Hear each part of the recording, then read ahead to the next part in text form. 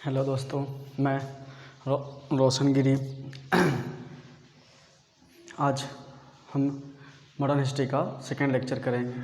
ठीक है, second lecture करने से पहले मैं आप लोग से कुछ कहना चाहूँगा कि आप लोग प्लीज़ वीडियो को देखते हैं तो लाइक, सब्सक्राइब और शेयर ज़रूर से ज़रूर किया कीजिए।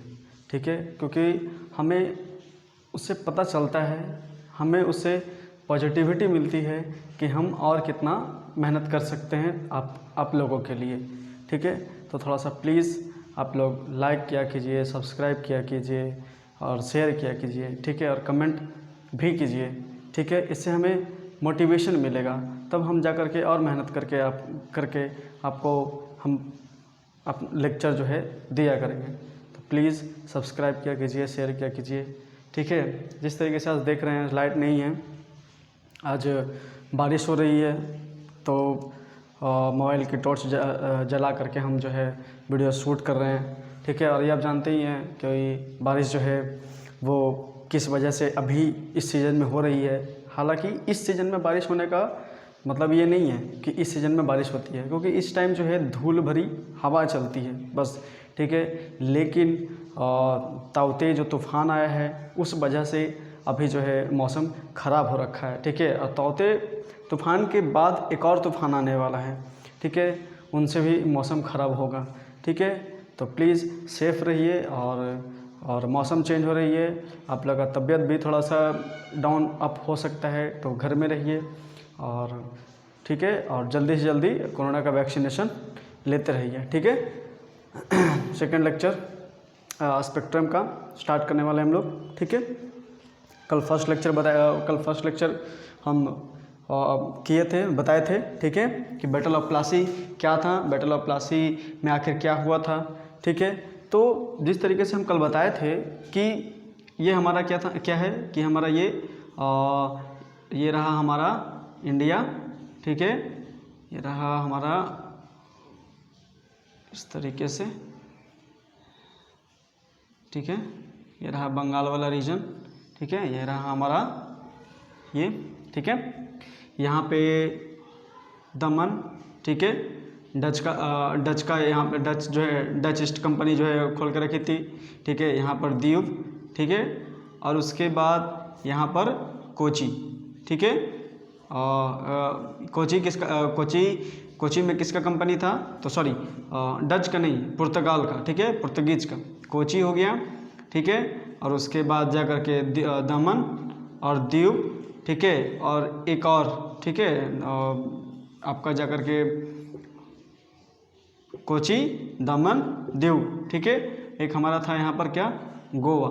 ठीक है, गोवा 1498 में क्या होता है कि 1498 में पुर्तगीज जो है आता है कालीकट में। ठीक है, तो कालीकट में आता है, तो उसे जो वास्को डी गामा है वो खाली हाथ वापस चला जाता है। फिर 1510 में जो है अपना कंपनी खोलता है कोची में, और उसके बाद 1510 के बाद वो जो पुर्तगीज है बस ये सोच के रख लेता है कि जो गोवा है ना, गोवा ये हमारा ही पुर्तगीज का ही इलाका है। ठीक है, इस वजह से वो इतना ठीठ बन चुके थे कि उन्हें 1961 में फिर यहाँ से भगाया गया था। ठीक है, सबसे पहले आने वाले पुर्तगीज थे, और सबसे बाद में जाने वाले पुर्तगीज ही थे। ठीक है, तो पुर्तगीज आया, ब्रिटिश आया, डच आया, डेनिश आया। ठीक है, फ्रेंच आया लास्ट में। ठीक है, 1664 में। तो इस तरीके से ये जो सारी कंपनियाँ जो सारी ईस्ट इंडिया कंपनी है, वो आखिर भारत को ही क्यों चूज कर रहे थे, आखिर क्या चाह रहे थे भारत से। ठीक है, तो इन सब के पीछे एक बहुत बड़ी रीज़न है। वो रीज़न क्या है, लालच। ठीक है, लालच अभी भी आप देख सकते हैं। ठीक है, कि चाइना वाला जो है वो क्या करता है कि अफ्रीकन कंट्री में ज़्यादा से ज़्यादा निवेश करता है, और निवेश करने के बाद वहाँ के कुछ जगह को वो 100 सालों के लिए ख़रीद लेता है, फिर उसके बाद उस रीजन का वो हेड हो जाता है।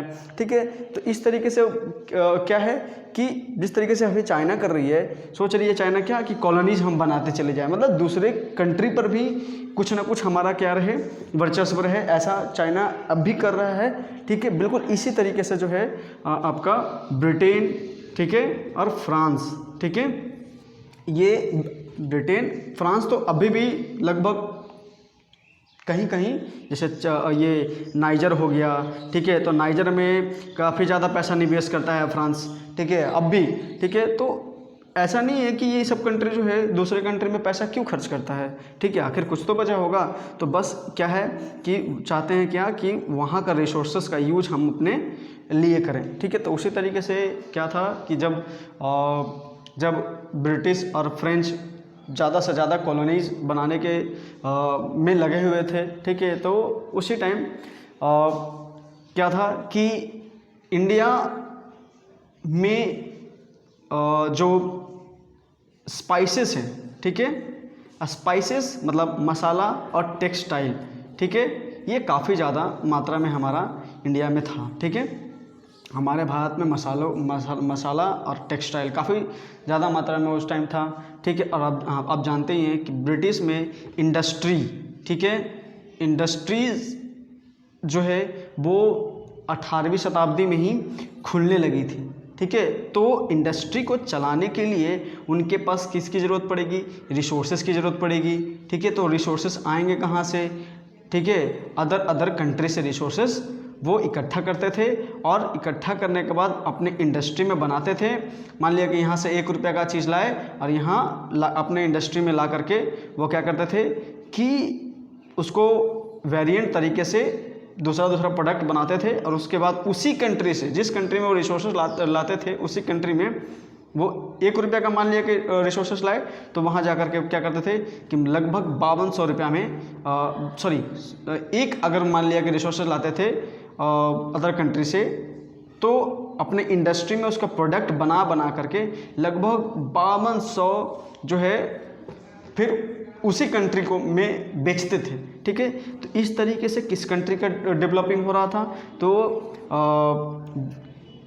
जो दूसरे कंट्री को कॉलोनाइज बनाने की कोशिश कर रहा था उस कंट्री का काफ़ी ज़्यादा प्रॉफिट हो रहा था, और जो कंट्री कॉलोनाइज बन रहे थे, ठीक है, कॉलोनी बन रहे थे, वो कंट्री काफ़ी ज़्यादा क्या होता है, लॉस में जाता है, काफ़ी ज़्यादा रिसेशन देखता है, काफ़ी गरीबी देखता है। ठीक है, तो इस तरीके से होड़ लगी हुई थी उस टाइम। ठीक है, और होड़ लगने का मतलब क्या था कि उस टाइम इंडस्ट्री तो थी ही ब्रिटेन के पास और उनकी आर्मी भी स्ट्रॉन्ग थी। ठीक है, कहने का मतलब आर्मी स्ट्रॉन्ग है मतलब क्या कि ज़्यादा जनसंख्या में आर्मी नहीं थी। ठीक है, वो आर्मी मतलब तोप हो गया, ठीक है, तरह तरह के क्या बोलते हैं बंदूकें हो गई, तो इस तरीके का भी वो क्या करते थे, इस्तेमाल करते थे दूसरे कंट्री को अपने अंडर में लेने के लिए। तो इस वजह से ब्रिटिश जो है काफ़ी जो है ज़्यादा कंट्रियों को कॉलोनीज बनाते हैं और वहाँ के रिसोर्सेस को यूज करते हैं। ठीक है, तो इसी तरीके से क्या होता है कि पहले क्या होता है कि ये हमारा इंडिया हो गया, ठीक है, यहाँ पर क्या हो गया, अरबियन सी हो गया। ठीक है, और यहाँ पर क्या है, अरब की कंट्री है, अरब वर्ल्ड है यहाँ पर। ठीक है, तो अरब वर्ल्ड से और इंडिया का जो ट्रेड है वो लगभग बहुत सिंधु सभ्यता से हम बोल सकते हैं कि चलते आ रही थी। सिंधु सभ्यता में भी आपको पढ़ने को मिलेगा कि हाँ, अरब वर्ल्ड से जो है इंडिया का ट्रेड जो है होता रहता था। ठीक है, तो उस टाइम यूरोप से ट्रेड जो है नहीं होता था। ठीक है, लेकिन वही 1498 में वास्को डी गामा के केप कैमोरियन पार करके इंडिया में आता है, फिर जा करके ट्रेड स्टार्ट होता है। ठीक है, खैर सब बात की बात है, हम करेंगे बाद में। ठीक है, पहले देखते हैं कि कैसे हमारा इंडिया कॉलोनीज बना, कैसे जो है इतनी सारी कंट्री, हमारा पुर्तगीज हो गया, ब्रिटिश हो गया, डच हो गया, डेनिश हो गया, फ्रांस हो गया, ये सारी कंट्री जो है वो इंडिया को क्यों, इंडिया में आखिर आकर के क्यों कंपनियां खोल रहे थे। ठीक है, तो ये इधर हमारा अरब वर्ल्ड है। ठीक है, इमेज कर लीजिएगा। ठीक है, आज इमेज नहीं बनाया हूँ। ठीक है, इमेज कर लीजिएगा। यहाँ पर अरब वर्ल्ड है, यहाँ पर अरेबियन सी है, और ये हमारा इंडिया हो गया, और इधर आपका श्रीलंका हो गया, इधर आपका इंडोनेशिया हो गया, लाओस हो गया, कंबोडिया हो गया, वियतनाम हो गया। ठीक है, बहुत सारी क्या हैं कंट्री हैं यहाँ पर। ठीक है, तो ये सब जो है काफ़ी ज़्यादा रिसोर्सेबल कंट्री थे, और ये भी हमारा क्या था, इंडिया भी काफ़ी ज़्यादा रिसोर्सेबल कंट्री था, काफ़ी ज़्यादा रिसोर्स यहाँ मिलता था। ठीक है, तो ब्रिटिश जो है, ठीक है, ब्रिटिश जो है वो रिसोर्सेज की वजह से ही इंडिया को क्या करता है, कॉलोनीज बनाता है। ब्रिटिश ही क्या, क्यों, ये सारे के सारे कंट्री जो है ना, पुर्तगीज, ये सब चारों कंट्री जो है, 4-5 कंट्री जो है वो इंडिया को कॉलोनीज बनाने की कोशिश करते हैं। ठीक है, लेकिन जैसे अगर उस टाइम अगर कॉलोनीज नहीं बनता, ठीक है, इन लोग के कॉलोनीज बनाने से पहले हमारे इंडिया में क्या था कि इंडिया में सेल्फ डिपेंडेंट थे सब। ठीक है, सेल्फ डिपेंड मतलब आत्मनिर्भर थे, ये किसी भी कंट्री दूसरे कंट्री से डिपेंडेंट नहीं थे। क्यों, क्योंकि किसान जो है, अब उस टाइम 90% क्या किसान थे, और 10% जो शहर में रहा करते थे वो सब थे। ठीक है, तो 90% किसान जो है वो क्या करते थे, खेती किया करते थे। ठीक है, तो खेती करने के बाद और ये 10% जो है शहर में रहा करते थे, तो शहर वाला जो है वो क्या बनाता था, कपड़ा बुनता था, सूती कपड़ा बनाता था। इंडस्ट्री, धीरे धीरे इंडस्ट्री जो है उस टाइम हमारे भी कंट्री में लगभग हम कह सकते हैं कि छोटे छोटे माइक्रो जो है इंडस्ट्री हमारे इंडिया में भी थी। वो क्या करती थी कि कपड़ा बुनती थी, ठीक है, किसानों के लिए। ठीक है, और किसान क्या करते थे कि अनाज इनको बेचते थे और ये कपड़ा उनको बेचते थे। ठीक है, किसान को। तो इससे इन दोनों का क्या था कि एक तरीके से क्या था, सेल्फ डिपेंडेंट कंट्री था, आत्मनिर्भर कंट्री था। ठीक है, लेकिन वही अंग्रेज़ आते हैं, और अंग्रेज़ आने के बाद क्या करते हैं कि सारा का सारा जो है उथल पुथल मचा देते हैं हमारे इंडिया में। ठीक है, ऐसा कर देते हैं, ठीक है, कि किसान भी जो है मतलब काफ़ी ज़्यादा प्रॉब्लम झेलता है। ठीक है, और फिर जा कर के आपका हम कह सकते हैं कि इंडस्ट्री वाले भी जो है ऐसा हो रखा होता है उस टाइम कि दोनों को जो एक दूसरे से को रिलेट थे, किसान भी और इंडस्ट्री भी, उन सारे का क्या होता है कि ये जो रिलेशन था वो सारा अंग्रेज़ जो है वो ख़त्म कर देता है। कैसे ख़त्म करता है देखिए आगे। ठीक है, जैसे क्या था कि अंग्रेज़ लोग क्या करते हैं कि जैसे देखिए, जिस टाइम अंग्रेज़ आया था ना, उसके जस्ट पहले पूरे वर्ल्ड का अगर मान लिया कि 3 जीडीपी था ना, तो उस 3 जीडीपी में से अकेले इंडिया का 1% जीडीपी था। 3 मतलब अगर 3 मतलब 1/3 जीडीपी इंडिया का था। ठीक है, इतना ज़्यादा पैसा वाला था। तो ये पैसा वाला हुआ कैसे, क्योंकि जो अरब वर्ल्ड है वो क्या करते थे कि अरब वर्ल्ड जो है इंडिया से स्पाइसेस खरीदते थे और सोने चांदी का सिक्का जो है इनको दिया करते थे, इंडिया वालों को दिया करता था, जिससे क्या होता था कि इंडिया में काफ़ी ज़्यादा पैसा आ चुका था, काफ़ी ज़्यादा धनवान हो चुका था इंडिया। ठीक है, लेकिन जब अंग्रेज़ आते हैं वो क्या करते हैं यहाँ से कि यहाँ से जितना भी रिसोर्सेस है वो क्या करते हैं कि ले जाते हैं, ले जाने के बाद इनसे बहुत सस्ता दाम में लेते हैं। ठीक है, इनसे मान लिया कि 50 रुपये का चीज़ है, तो इनसे अंग्रेज़ जो है 1 रुपया में ख़रीद करके ले जाता है, और ले जाने के बाद अपने ब्रिटेन में उसको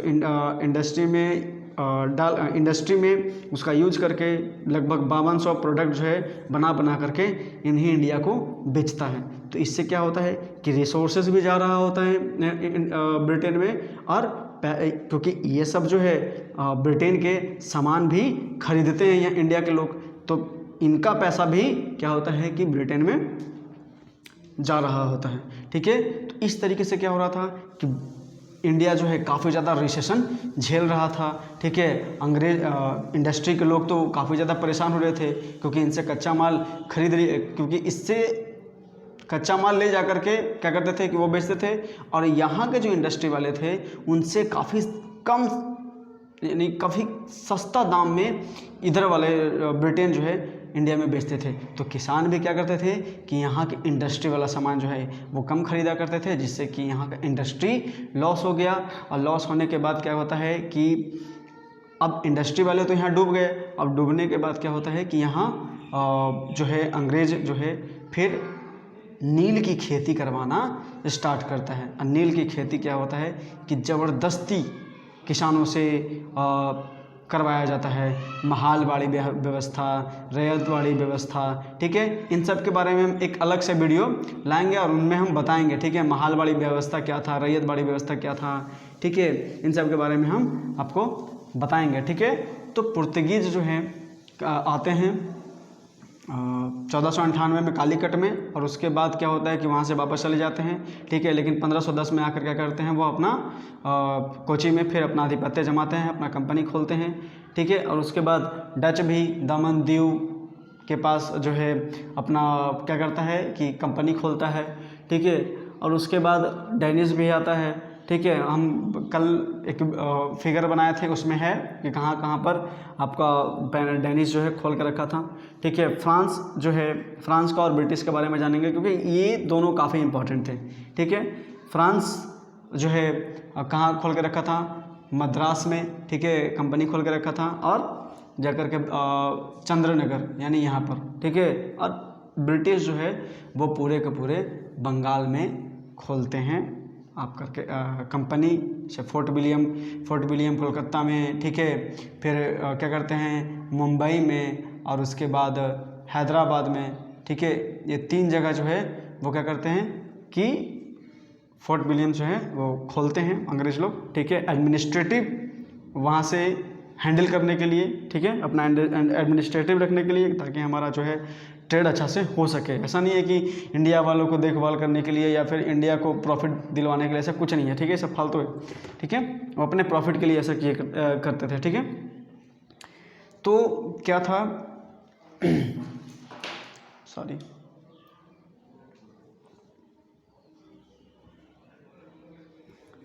ठीक है।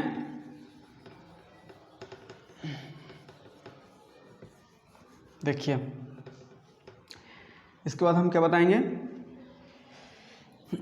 जैसे उस टाइम क्या था कि फ्रांस, ठीक है, फ्रांस और ब्रिटेन, ठीक है, ये इनका भी आर्मी स्ट्रॉन्ग था, इनका भी आर्मी स्ट्रॉन्ग था, ठीक है। ये भी रिसोर्सेस के लिए मतलब छटपटा रहे थे, ये भी रिसोर्सेस चाह रहे थे कि हमको भी मतलब काफ़ी ज़्यादा रिसोर्सेस मिले, ताकि हमारा इंडस्ट्री डेवलप हो, और इंडस्ट्री डेवलप हो और हमारा और अच्छे से अच्छा मॉडर्नाइजेशन हो, ठीक है। तो इन्हीं लालच में क्या होता है कि फ्रांस जो है मद्रास और चंद्रनगर में खोलता है कंपनी, ठीक है। और ब्रिटेन जो है बंगाल में खोलता है कंपनी, ठीक है, ठीक है।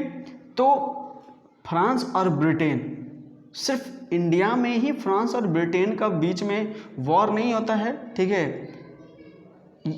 जहाँ जहाँ भी ब्रिटिश जो है कॉलोनीज बनाता है अलग अलग कंट्री में, ठीक है, वहाँ वहाँ फ्रांस भी कॉलोनीज बनाता है, क्योंकि इन दोनों ही उस टाइम में स्ट्रॉन्ग थे, ठीक है। तो इन दोनों के बीच में क्या होता है कि टाइम टू टाइम जो है वो वॉर होते रहता है, ठीक है। तो वॉर होते रहता है, और इसी वॉर में क्या होता है कि जाकर के फिर आपका ब्रिटिश जीत जाता है, ठीक है, ठीक है। इन दोनों को वॉर भी पढ़ेंगे हम अभी, ठीक है। लेकिन जब हम इन दोनों इम्पोर्टेंट के बारे में बात कर रहे हैं, उससे पहले हमको क्या कर लेते हैं कि डच के बारे में जान लें और डेनिश के बारे में जान लेते हैं, ठीक है। तो डच भी कंपनी खोल के रखे थे, डेनिश भी कंपनी खोल कर रखे थे, ठीक है। तो ये इन दोनों को जो है ना ब्रिटिश बोल के रखा था कि तुम ट्रेड करो, और ट्रेड करो, तुमको जो करना है करो, हमारे को कोई प्रॉब्लम नहीं करना, ठीक है। हमारे एडमिनिस्ट्रेटिव में तुम कोई दखलंदाजी मत करना, और इंडिया में एडमिनिस्ट्रेटिव करने की तो सोचना मत। तो इस वजह से क्या होता है कि डच और डेनिश जो है वो पीसफुली एक दूसरे से क्या करते हैं कि पीसफुली एक दूसरे से मतलब प्रॉमिस करते हैं, ठीक है, कि हम कभी भी एक दूसरे से वॉर नहीं करेंगे, ठीक है। और उसके बाद क्या होता है कि डच भी और डेनिश ये दोनों के दोनों क्या करते हैं, इंडिया से चले जाते हैं। अब पुर्तगीज़ तो जानते ही हैं कि बड़ा ठेठ इंसान थे ये, ठीक है, क्योंकि ये 1498 में 1510 में यहाँ कंपनी खोलते हैं और उसके बाद ये जाते हैं कब, 1961 में, ठीक है। तो ब्रिटिश इनको भी बोल देता है कि तुम ट्रेड करो, तुमको जो करना है करो, लेकिन एडमिनिस्ट्रेटिव करने की सोचना मत, ठीक है।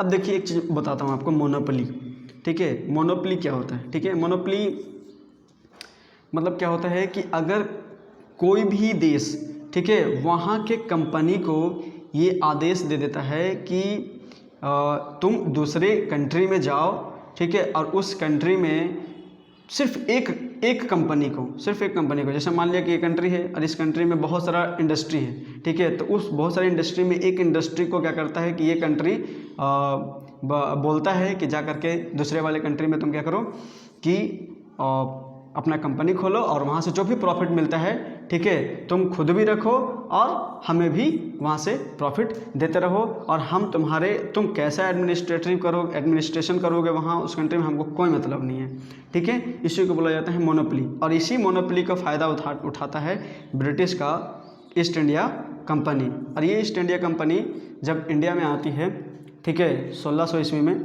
तो आने के बाद कंपनी जो है सिर्फ अपने प्रॉफिट के लिए जो है एडमिनिस्ट्रेटिव करना स्टार्ट करती है, ठीक है। और देखो, ठीक है, अगर मान लिया कि एडमिनिस्ट्रेटिव ठीक है ये ईस्ट इंडिया कंपनी कर रही थी अपने तरीके से, ठीक है, क्योंकि उनको रिसोर्सेज का मतलब, उनको तो बस प्रॉफिट कमाना था, ठीक है, कौन कैसे जी रहा है उनको तो कोई मतलब नहीं था, ठीक है।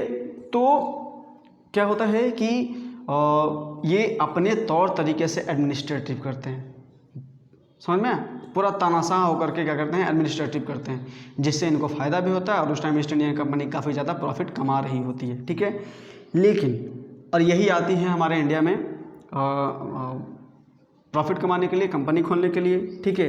लेकिन फ्रांस, ठीक है, फ्रांस का कंपनी जब इंडिया में था तो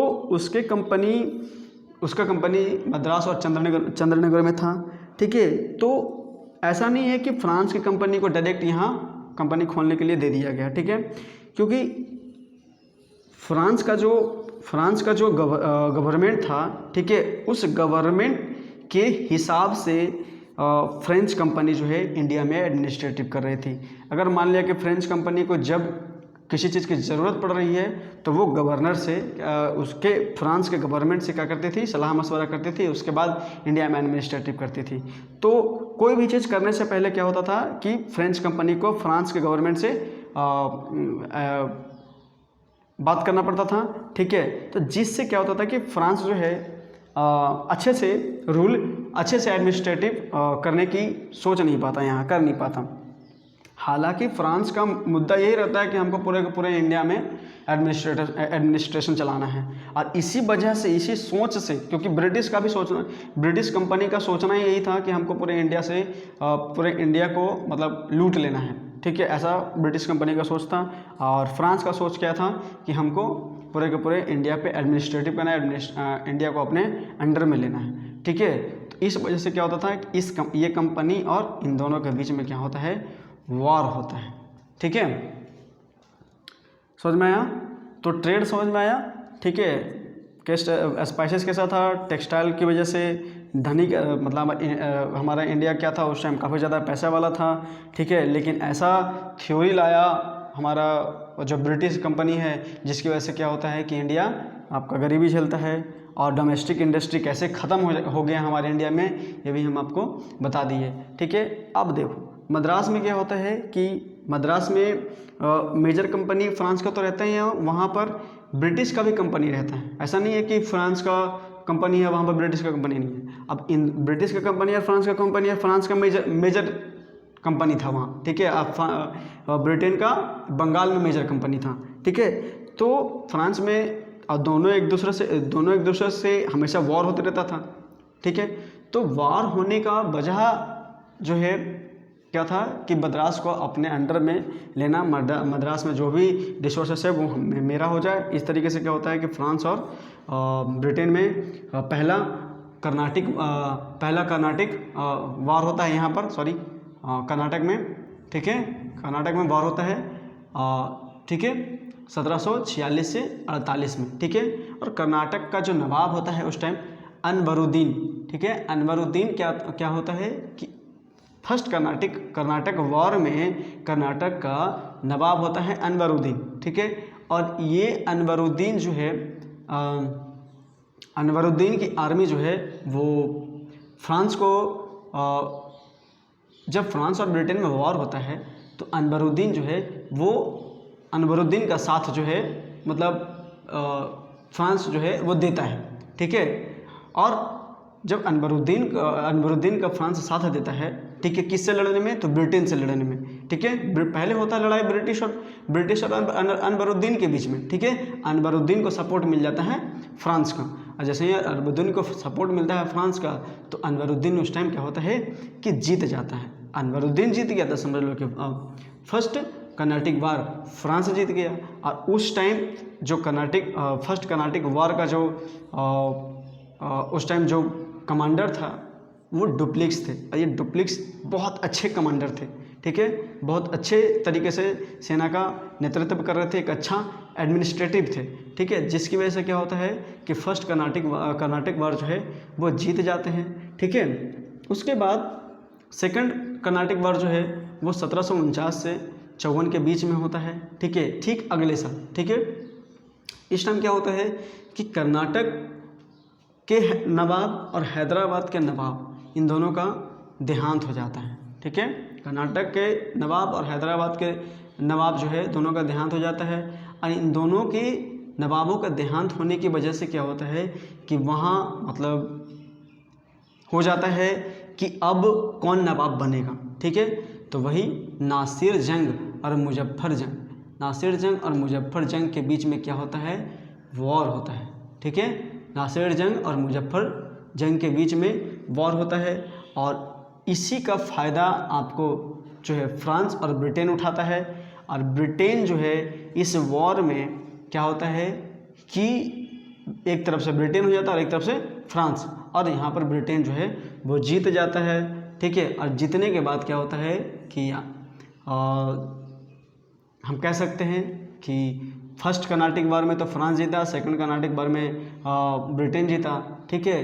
तो फर्स्ट कर्नाटिक वार जीतने के बाद फ्रांस को ऐसा कुछ जो है हाथ नहीं लगा था ताकि एडमिनिस्ट्रेटिव पावर जो है इनका इंडिया में बढ़ जाए। लेकिन सेकंड कर्नाटिक वार में जो है वो ब्रिटिश को काफ़ी ज़्यादा एडमिनिस्ट्रेटिव पावर जो है वो मिल जाता है, ठीक है। लेकिन उतना नहीं मिलता जितना मतलब हम कह सकते हैं कि थर्ड कर्नाटिक वार में मिलता है, ठीक है। तो इसमें हम कह सकते हैं कि पहला वॉर फ्रांस जीता, दूसरा वॉर ब्रिटेन जीता। तो हम कह सकते हैं कि अभी मैच जो है वो 1-1 के बराबर हो रखा है। फाइनल जो है वो थर्ड कर्नाटिक वार जो है वो बताता है। और थर्ड कर्नाटिक वार में क्या होता है कि चंदा साहब, ठीक है, थर्ड कर्नाटिक वार में क्या होता है कि चंदा साहब की तरफ से ब्रिटेन लड़ता है और फ्रांस से ये युद्ध जो है थर्ड कर्नाटिक वार होता है, और जिसमें ब्रिटिश जो है वो जीत जाता है। और जीतने के बाद क्या होता है कि ब्रिटिश को काफ़ी ज़्यादा यहाँ से मोराल जो है काफ़ी ज़्यादा ऊपर हो जाता है, और काफ़ी एडमिनिस्ट्रेटिव करने का ज़्यादा चांस बनता है, ठीक है। और ये जो फ्रांस है वो फिर जब देखता है कि यहाँ ब्रिटिश का काफ़ी ज़्यादा पावर डेवलप हो रहा है तो वो अपना बढ़िया बिस्तर बांध करके क्या होता है 1763 में फ्रांस इंडिया से चला जाता है, ठीक है, इंडिया से चला जाता है। उसके बाद हम कह सकते हैं कि एक तरीके से ब्रिटिश साम्राज्य का उदय हुआ, ठीक है। अगर हम बात करें ना तो अगर ब्रिटिश और फ्रांस, अगर मान लिया कि फ्रांस को मिलता बंगाल और ब्रिटिश को मिलता मद्रास, ठीक है, अगर ब्रिटिश एडमिनिस्ट्रेटिव मद्रास से स्टार्ट करता और फ्रांस एडमिनिस्ट्रेशन जो है वो बंगाल से स्टार्ट करता तो शायद फ्रांस का राज होता, ठीक है, ब्रिटेन का नहीं। क्योंकि हम कह सकते हैं कि एक तरीके से काफ़ी ज़्यादा लकी था, काफ़ी ज़्यादा किस्मत वाला ब्रिटिश था, ठीक है, क्योंकि उसका किस्मत काफ़ी ज़्यादा साथ दे रहा था, ठीक है। बंगाल जीत लेना, ठीक है, 1757 में प्लासी का बैटल ऑफ प्लासी जीत जाना, ठीक है, 1761 में तृतीय पानीपत का युद्ध जीत जाना, 1680 में महाराजा शिवाजी का मृत्यु हो जाना, 1707 में औरंगजेब का मृत्यु हो जाना, 1717 में जो है फ़र्रुखसियार का फरमान जारी करना कि फ्री में ट्रेड करो। ये सब के सब जो है ना ब्रिटिश के फेवर में ही हो रहा था, ठीक है, समझ में आया। क्योंकि हम कह सकते हैं कि एक तरीके से ब्रिटिश जैसा चाह रहा था वैसे वैसे घटना अपने आप ये सब सारी चीज़ें हो रही थी, ठीक है, जिससे क्या होता है कि ब्रिटिश का एडमिनिस्ट्रेटिव पावर और काफ़ी ज़्यादा बढ़ जाता है। क्योंकि थर्ड कर्नाटिक वॉर जीत गया वो, ठीक है, और उसके बाद प्लासी का वॉर जीत जाता है। फिर पानीपत का तृतीय युद्ध में जो ब्रिटिश को, क्योंकि भाई जब ये थे मुग़ल साम्राज्य तो काफ़ी ज़्यादा वीक हो गए थे, ठीक है, और इस मुग़ल साम्राज्य के वीक होने की वजह से हम कह सकते हैं कि मराठा साम्राज्य काफ़ी स्ट्रॉन्ग हो चुका था, ठीक है। अब मराठा साम्राज्य स्ट्रॉन्ग हो चुका था तो मराठा साम्राज्य डायरेक्ट एकदम टक्कर दे सकता था ब्रिटिश को, ठीक है। लेकिन क्या होता है कि दुर्रानी एम्पायर के अब्दुल शाह अब्दाली जो है वो क्या करता है कि तृतीय पानीपत के युद्ध में जो है पानीपत के युद्ध में मराठा साम्राज्य को हार का सामना करना पड़ता है, ठीक है। तो एक तरफ से बैटल ऑफ प्लासी की वजह से अंग्रेज का administrative power, battle of Plassey से तुम्हारा क्या हुआ, बंगाल का नवाब वीक हो गया, ठीक है, मराठा साम्राज्य पानीपत के तृतीय युद्ध से वीक हो गया, ठीक है, कर्नाटिक वार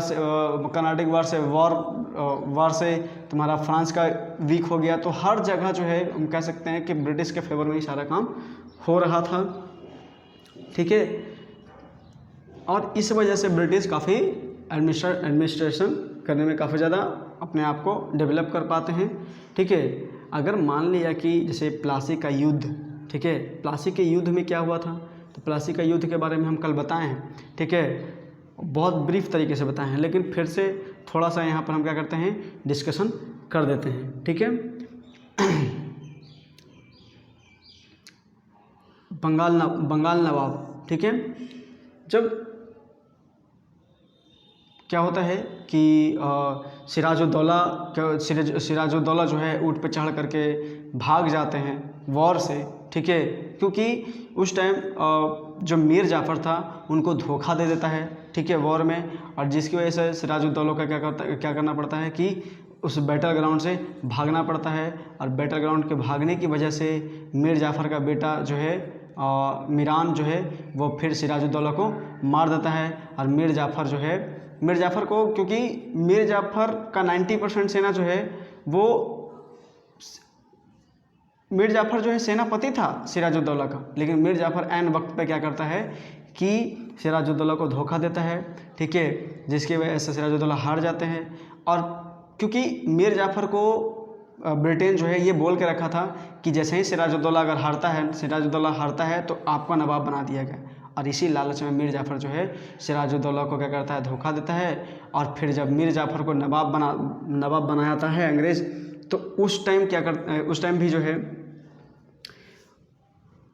जितना भी रिवेन्यू मिलता था मीर जाफ़र को, ठीक है, उस सारा का सारा रिवेन्यू जो है अंग्रेज़ ले लिया करता था, अंग्रेज़ जो है मीर जाफ़र से ले लिया करता था, ठीक है। और ऊपर से 26-25 लाख रुपए जो है हर जो है उनको हमेशा देना पड़ता था, ठीक है, अंग्रेज़ लोगों को। तो जिसकी वजह से मीर जाफ़र को लगा कि यार ये तो हमें जिस तरीके से सिराजुद्दौला का किया था वो आने वाले टाइम में हमको भी ये कर देगा, ठीक है, क्योंकि सिराजुद्दौला भी रिवेन्यू की वजह से ही क्या किए थे कि कलकत्ता को अपने अंडर में ले लिए थे। और इधर से फिर रॉबर्ट क्लाइव गया और फिर 1757 का बैटल ऑफ प्लासी हुआ, फिर सिराजुद्दौला जो है हार जाता है। तो ये सब मीर जाफ़र देख चुका होता है, ठीक है, कि अंग्रेज़ कैसे अपना जो है पाला चेंज करते हैं। तो मीर जाफ़र को ये सब जो है पहले ही भाप लेता है, और उसके बाद मीर जाफ़र जो है ब्रिटेन के ख़िलाफ़ जो है वॉर छेड़ देता है।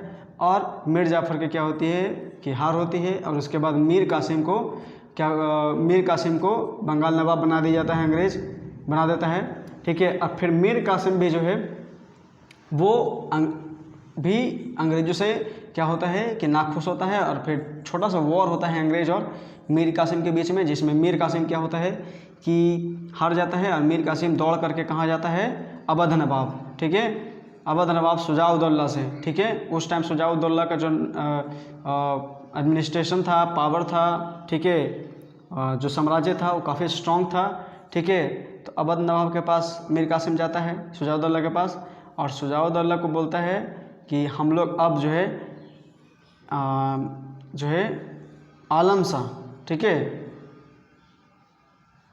आलमगीर द्वितीय, नहीं शाह आलम, ठीक है ना, शाह आलम द्वितीय जो है शाह आलम से मिल करके, मतलब हम लोग शुजाउद्दौला, ठीक है, और मीर कासिम और शाह आलम ये तीनों मिल करके क्या करते हैं, बैटल ऑफ बक्सर करते हैं। और बैटल ऑफ बक्सर जो होता है आपका जाकर के 1764 में, और बैटल ऑफ बक्सर में मीर कासिम, शुजाउद्दौला, शाह आलम जो है वो बैटल ऑफ बक्सर भी हार जाते हैं, जहाँ से फिर ना मराठा इनके सामने था, ना ही बंगाल नवाब इनके सामने था, मुग़ल साम्राज्य हार चुका था। ठीक है, आपका हम और क्या, और आपका जा करके अवध भी हार चुका था, क्योंकि अवध का भी साम्राज्य स्ट्रॉन्ग था, वो भी हार चुका था। तो एक तरीके से, और इस तरह फ्रांस भी हार चुका था। तो कहीं भी अब जो है ऐसा साम्राज्य नहीं था जो ब्रिटेन को टक्कर दे सके। ठीक है, तो उसी बैटल ऑफ यानी बैटल ऑफ बक्सर, अगर बैटल ऑफ बक्सर और तृतीय, मानता हूँ कि प्लासी का युद्ध हार गया था। ठीक है, प्लासी का युद्ध आपका बंगाल नवाब जो है हार गया, लेकिन अगर तृतीय पानीपत का युद्ध और बक्सर का युद्ध अगर किसी वजह से अगर इंडिया, अगर ये दोनों में से दोनों, अगर कोई भी एक भी अगर नहीं हारता ना, तो फिर ब्रिटिश को यहाँ उससे टाइम भागना पड़ता। ये लोग दौड़ा करके उसको भगाते। लेकिन कहते हैं ना कि किस्मत जो है अंग्रेज़ लोगों को काफ़ी साथ दे रही थी। ठीक है, और इसी किस्मत की वजह से फिर क्या होता है कि अंग्रेज़ पूरे और इंडिया पे लगभग 200-250 साल क्या होता है, राज करता है। ठीक है, तो इस तरीके से होता है। ठीक है, और हम कह सकते हैं कि जैसे अगर मान लिया, क्योंकि देखिए थोड़ा सा एक बात और है। ठीक है, अगर ये तीनों नवाब शुजाउद्दौला और आपका जाकर के मीर कासिम और आपका जाकर के शाह आलम द्वितीय, ठीक है, ये तीनों जो है हार जाते हैं। ठीक है, और हारने के बाद जो अंग्रेज़ है इनको बोलता है कि अब जो है आप लोग, हम ठीक है, हम लोग अंग्रेज़ लोग बोलता है कि हम लोग जीत गए हैं आप लोग से। ठीक है, लेकिन फिर भी हम आपको एडमिनिस्ट्रेशन चलाने का मौका देते हैं। हम बंगाल नवाब को भी एडमिनिस्ट्रेशन चलाने का मौका देते हैं, हम अवध नवाब को भी एडमिनिस्ट्रेशन चलाने का मौका देते हैं। लेकिन एक संधि होती है, इलाहाबाद की संधि।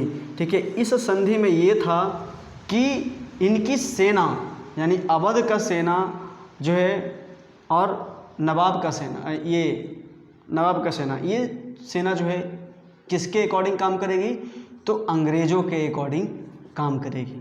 ठीक है, और ऊपर से इन पे ये थोप दिया गया कि हमेशा इनको पैसा देना पड़ेगा, अंग्रेज़ लोगों को पैसा देना पड़ेगा।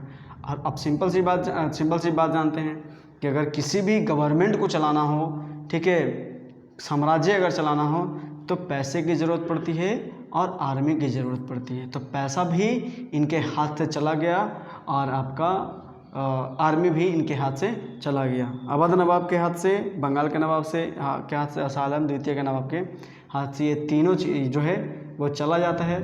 ठीक है, जिसकी वजह से अंग्रेज़ जो है काफ़ी स्ट्रॉन्ग हो जाते हैं। और फिर रॉबर्ट क्लाइव जो है यहाँ फिर अपना,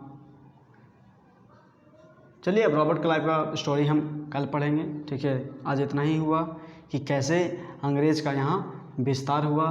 ठीक है, समझ में आया कि कैसे कैसे अंग्रेज़ जो भी घटना घट रही थी वो सब के सब घटना जो है अंग्रेज़ के फेवर में ही जा रही थी। ठीक है, अगर तृतीय पानीपत का युद्ध ऐसा नहीं था कि एकदम बिल्कुल